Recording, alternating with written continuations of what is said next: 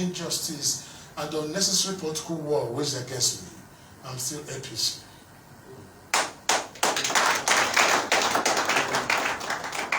It is true that today in Nigeria, I don't have the presidency, I don't have the party, I don't have the security, I don't have the high and mighty, but I have you. I have you, I have God. Because I've not come to serve the high and mighty, I've come to serve the ordinary people. Because political power, to me, is a trust which can only justify it when used for the benefit of the common man. And that's my contract. And that's the oath I swore on a daily basis as I pray to God. That grant me power, that I may render justice to the poor, the weak, and the needy, and the widows.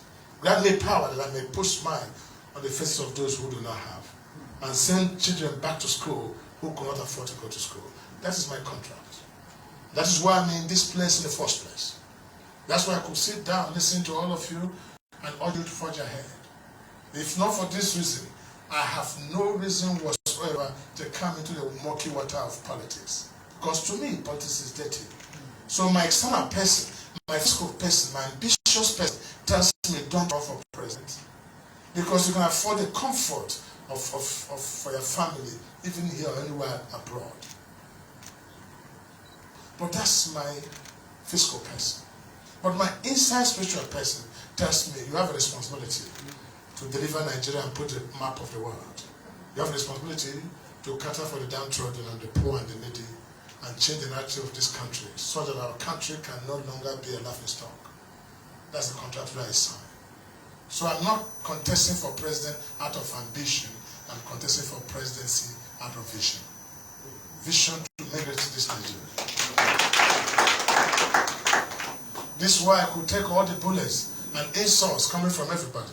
Be it the EFCC, be it the police, be it the army. I'm willing to take those insults and bullets for as long as the life of the common man in Nigeria can change. I'm not in this for the profit of the job, but for the glory of the job. I'm comfortable. I'm blessed by God. Given my history of poverty to where I am today, I count myself one of the most blessed persons on earth. I do not lack what to eat, neither do I like to what to wear. I have no intention to get more houses or more cars. I'm tired. Alhamdulillah. Glory be to God. But what is left for me is, I'm looking for that space in history, on the pages of the new Nigerian book, 100 years to come, where the name Rochas will be written as the man who came and delivered Nigeria to greatness. That is my reason, and that's why I'm here in this business. So you're welcome to the family. You're welcome to the family. Don't work for me, please. Work with me. And I'm happy that Kenneth and his brothers have decided to do this. Kenneth, if you may permit me to say, Kenneth was lower than all of you here. Years back. Kenneth was even a young graduate.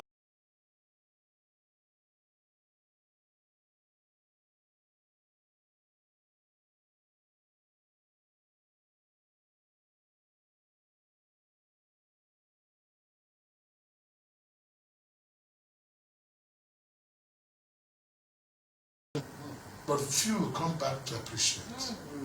Others saw that as a ladder to climb beyond and insult the hand that made them. Faisal is another example. Faisal was much lower than you, but today Faisal is a comfortable young man. And so are many young men. In the days past, Kenneth will not be sitting here. Kenneth will be sitting right at the back.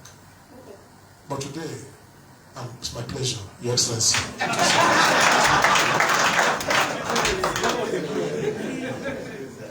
This is my dream for all of you. That one day you shall rise higher than me. But you know what? I shall provide this my shoulder for all of you here. And for the rest of Nigeria, that when you climb my shoulder, you'll be taller than me and see further than me in life. My prayer is, may the list of all Nigerians be greater than Rochas. Amen. May I be the least in this country. And where Rochas is the least man, then you can imagine that America cannot come there. Neither will Japan come there. I've demonstrated that in my children and those that have worked for me. My children are today far richer than me, all of them. And I'm the poorest in the family now. But it's my joy. Because life to me is meaningless, life to me is worthless, unless I'm able to live the life of someone in need.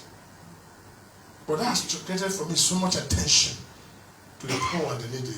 And the elites think I fight them. I fight no elite. My mission on earth is to save the lives of the numerous poor Nigerians while protecting the interests of the few rich. For me, drinking champagne or flying first class, owning a private jet, for me is an old model way of life. My new model of life is when I see Hajia from Adamawa, and that by 2023 her life changes. Hajia now has a home in Abuja and can ride her cars and train her children, and she said, Rochas, thank you. That is my job. And so it shall be in 2023. Amen. The first thing you can do for me is prayers. I will fight this battle to the end. Because I am on a rescue mission in this country. My vision for Nigeria wouldn't let me sleep. The cry of the poor and the insecurity in the north will not let me sleep. 14 million children not going to school will not let me sleep. Guinea correctly is 14 million population. It means a whole country in Nigeria is not going to school. And when I see these little boys without shoes on, trekking with polythene bag, begging for food, children who have committed no offense, they never brought themselves to this world. Neither they negotiate with God to bring them as a poor child. Circumstance, situation has made him so. Government must take responsibility, and there's no excuse for any government not to take responsibility for putting children back to school.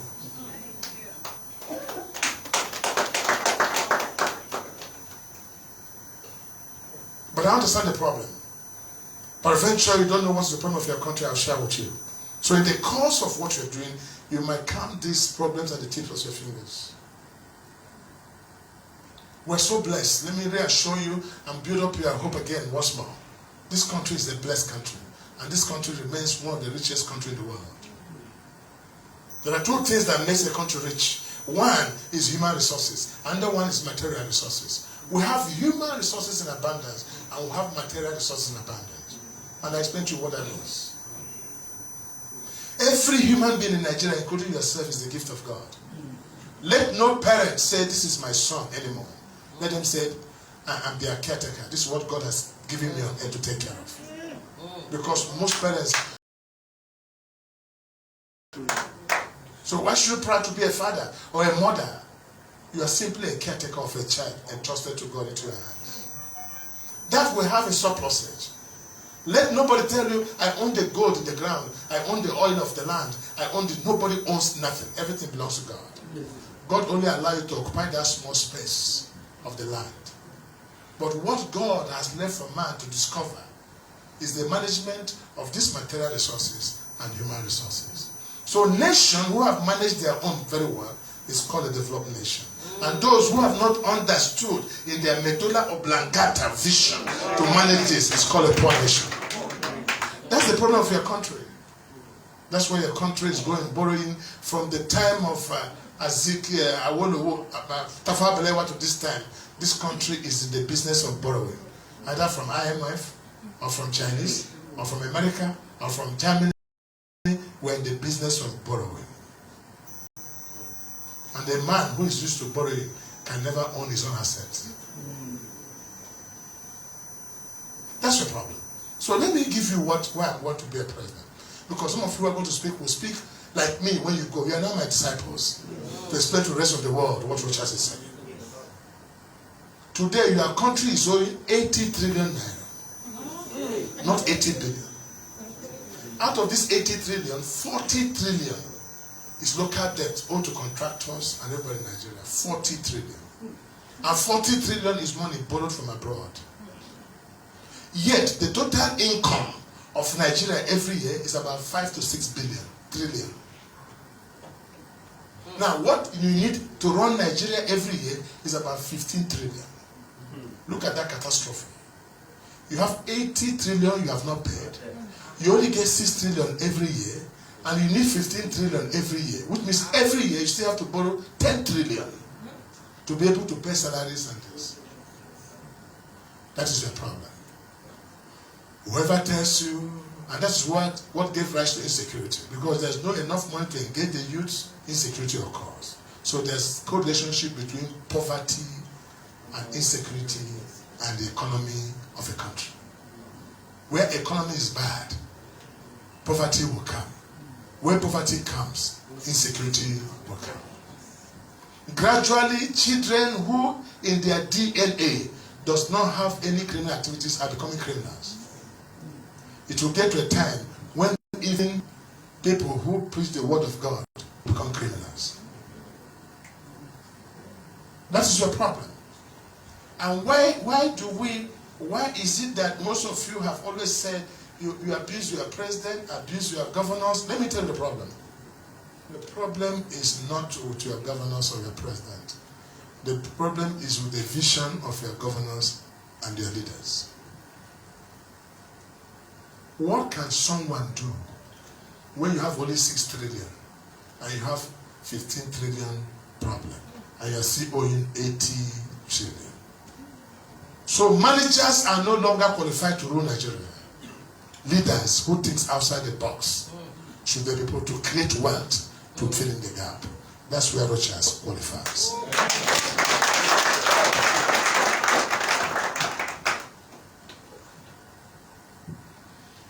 And I give you an example. All the former leaders in this country, whether governors or presidents or local government chairmen, 95% of them are salaried people. Check. Right from the time of Shagari to today, is all people under salary who have not done any business in their history, including the people contesting for president now. 95% of them does not know about business. I am only one few among the few who have gone through the experience of business, of wealth creation, making 1 naira to become 10 naira, 10 naira to become 1 million, 1 million to become 1 billion, 1 billion to become 10 billion. That's what you need in this country to transform the economy of this Nigeria, to create wealth, to engage the youth, to stop insecurity in the Federal Republic of Nigeria. That's the problem. So whenever I say I want to be a president, I want to be president because of 3 things. 1, this country is in their need of who is detribalized and who can unite this country. Let me tell you, when I say I can unite this country, believe me. When I say I can create peace in this country, believe me. What took me from Oboko, my village in that start local government, to Kano to build school is love. I have no brother in Kano. I have no friend in Kano. I don't know nobody in Kano. 25 years ago, when I built Rochas Foundation, what invited me to Kano was poverty of children not going to school. I'm not an Hausa man, neither am I a Muslim. But love took me from my state to that state. 25 years ago, I wasn't asking for a vote. I did that genuinely from my heart. I went to Sokoto, the same thing. I went to Zaria, the same thing. I went to Bauchi, the same thing. I came to Adamawa, the same thing. I came to Jos, the same thing. You can say I can do it in Jos because I grew up in Jos.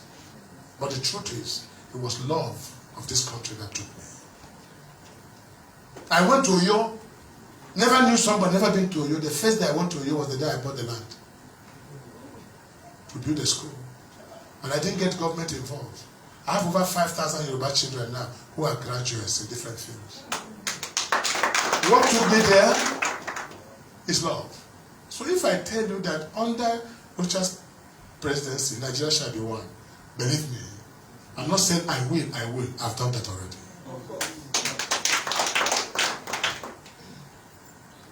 So I can let this country. Let me help you. Even states where we don't have schools, we have the children. In Oyo now, Oyo, I can give you the list of. There's no state in this country who don't have up to 200 of their children in our school.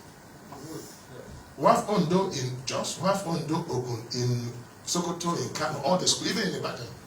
It doesn't mean that when the school is built in that state, it's only for that state. In Ogun, I went with the children from the school to President Olusegun Obasanjo. He saw them, some of them are from Owo. He was shocked. Children who have no father and no mother. I'm saying this, it's live on TV. I took them, and Obasanjo said to me that he never knew I was doing something like this. He said, Rochas, I doff my hat for you. Metama Sule saw the schools. He said, he screamed and said, this is Nigeria. That Rochas is uniting Nigeria through education. And I asked those people contesting with me, show me what you have done in Nigeria.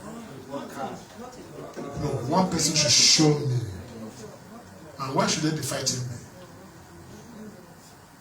That's one thing that starts me out. Unity of this country I can do. If I tell you in this country that this country now requires somebody with a compassionate heart of mercy, who will see a poor person and not just walk across, even if he doesn't have money, say, how are you? Now, if I tell you I have compassion, believe me, Rochas Foundation is a product of compassion. Today I have 25,000 children. I have so many schools, including the one of Africa. I have children of Africa that I'm training now, my children from all African countries. What joins me with these people is poverty, orphanage. I have one Hawa from Liberia. She was a family of 22, all of them died. Only her left during Ebola. I picked that child. He's a great child now. University. Some of them are lawyers. Many of them. Today I'm proud to be a father of 6,000 graduates. And again, I ask, if anyone has a compassionate heart that I do, let him go back. This is what brought me to politics. So people must separate me from others. I'm not like others. My source of wealth is clean. I grew money, I know poverty. I grew money from 1 naira to 2 naira to where I am. If I say I can make this country wealthy, believe me, I can do it. I demonstrated that in Imo State, where I was the first governor to introduce free education in Imo State. And I opened up Imo State, built more schools than any governor in the history has built, more hospitals than any governor. Had urban area open up Owerri. Owerri became the fastest growing city in Nigeria. Security was there for my 8 years, no single killing. If I were to be a governor of Imo State, now, even now, you can't hear any more insecurity. So if I become president of Nigeria, you can be sure there will be security for you to sleep. But please tell those that are fighting me to leave me alone. And I've told them, stop fighting me. Because if you fight me, consequences abound.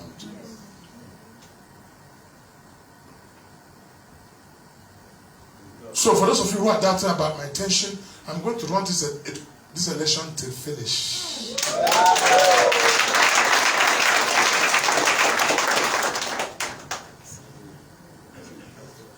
But that not to say that it will not look rough.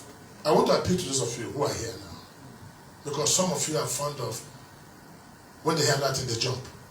Don't jump. For your own good, don't jump. Kenneth, tell them, don't jump. A time will come when it looks like Russia is no longer going to win. Don't jump, I win. But some of you have come here to hear, and tomorrow you just rush over to another place. Don't do that. Because by the time you come back, it might be too late. I have one boy called Mosquito with him. The boy was the leader with him. We call him Mosquito because he was tiny. The boy suffered so much for Rochas for governor. 1 week to the election, they thought because he's my youth leader, the then governor of Imo State invited him, gave him 9 million naira. He changed. 2 weeks later, I became governor. Because at that time, they did not believe that anybody can defeat a sitting government with a president in the same party. Look, there's nothing God cannot do. What God cannot do does not exist. So I want to appeal to you. Because some of you will go back now for enticement of 100,000, 50,000 with job camp. Don't eat your future now. Save it for 2023. So you can come into our work with me.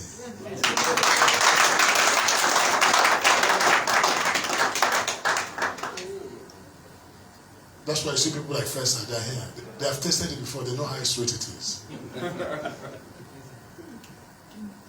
I say so because I see the passion with what of you have spoken. What I'm doing now is that every group that comes to me, I want to try their faith where they believe in me. And that's why I said, just like I'm going through hell also, I want to go through hell also. Even if it means trekking from here to Babada or to Kaduna, I will do it only to serve Nigeria. And I want anybody who believes in me to do that. But that is not to say that any of this aspirant is richer than Rochas. No. If you want to understand how rich I am, let me sound boastful for the first time. There's no day that passes as I'm sitting here, I will not spend 15 million. In a month, not less than 500 million every month. To feed those thousands of children and pay the teachers. Some of you think that this, not the children is the problem, it's the feeding and the teachers.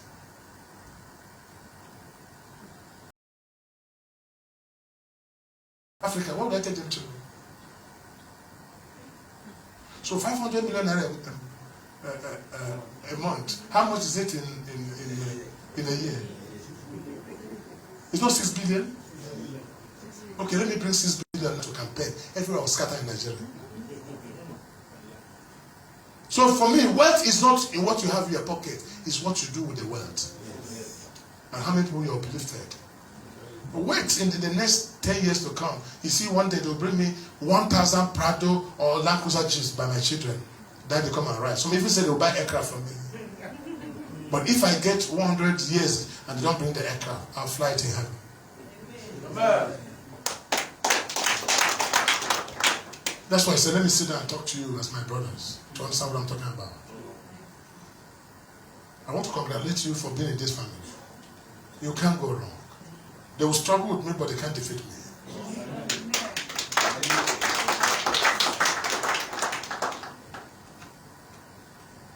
So I want you to,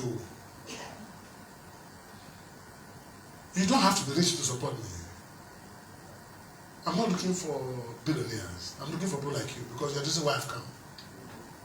Don't pretend to me to be what you're not. I don't need to be. If you're rich, I don't even, you're not my problem. So don't come and show me that you are, no, I don't want it. Just be real.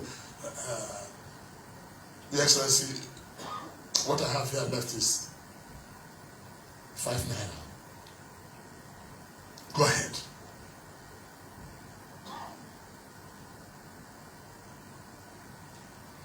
I want you to go. I want you to go with your leg, knocking on doors, vote for Rochas. God will strengthen you as you go. Amen. And those who have left and come back, I tell you, they will give you testimonies. But once you are walking with me and your heart is pure, you can never go wrong. Because even as I pray, and Rochas Foundation children pray, they're also praying for those who are supporting me. Because without you, I can't go anywhere. I want to take this young man, Gaffey, who is from Katsina here. Do you know Gaffey? Yes. You know Gaffey? Gaffey has started for more than 2 years now. He's almost closing his restaurant. Gaffey has never received 10 naira for it, but Gaffey has been to all parts of Katsina, campaigning for Rochas. Sometimes he gets weak. He calls me and says, Gaffey, go ahead. But tomorrow, only God knows what it will be. Because a new government will put about 10,000 people into boards. All of you here automatically are board members. Because the list will come from him. These people have worked for us. And you have only 1 year left to climb higher in life? Why can't you bear the pains of the hunger of today? So go ahead. Every day that passes, talk to somebody. Just like we're doing. And know that at the end of it all, it's God that gives power. I want to thank you. I'm very pleased with this group.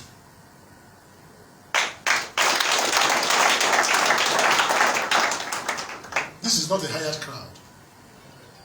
I see the passion on your face. All you want is for me to identify with you, and I hereby further approve Rocha's Youth Movement.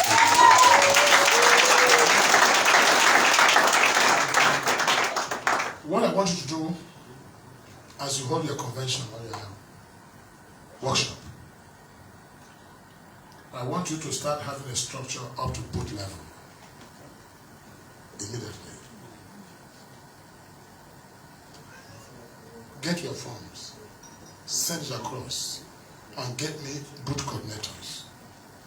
I need nothing less than 5 boot coordinators, because on the day